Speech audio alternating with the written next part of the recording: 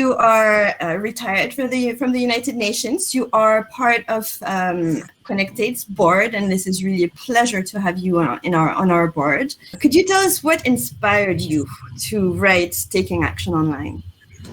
Yes, I would start by taking action online for the environment, sustainable development, social justice and sustainable development. So it grew out of a book that I wrote for the UN Environment Program in 1995.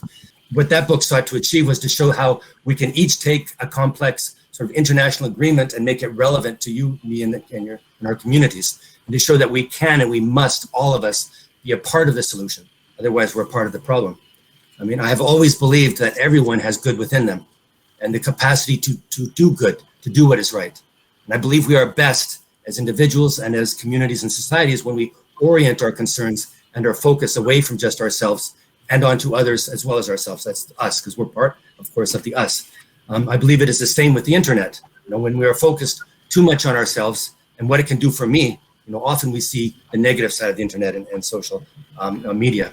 I mean, to paraphrase, 57 years ago, and I say 57 because that's how old I am, and John F. Kennedy said this in 1963, the year I was born, not ask what your community can do for you, but what you can do for your community. And I'll extend that into social media. Social media is about social, it's about being social. Social media starts to create problems when it stops being social, and starts becoming a selfish media. The real value in life, and what I attempt to show with this book, real self-confidence and self-esteem comes from lifting others up, it comes from contributing to society, being a part of society. And that is the point of the book and the part of the sustainable development goals, because they're a broad framework that show that we can all engage based on our interests and our skill sets, our passions, and what we can do for others.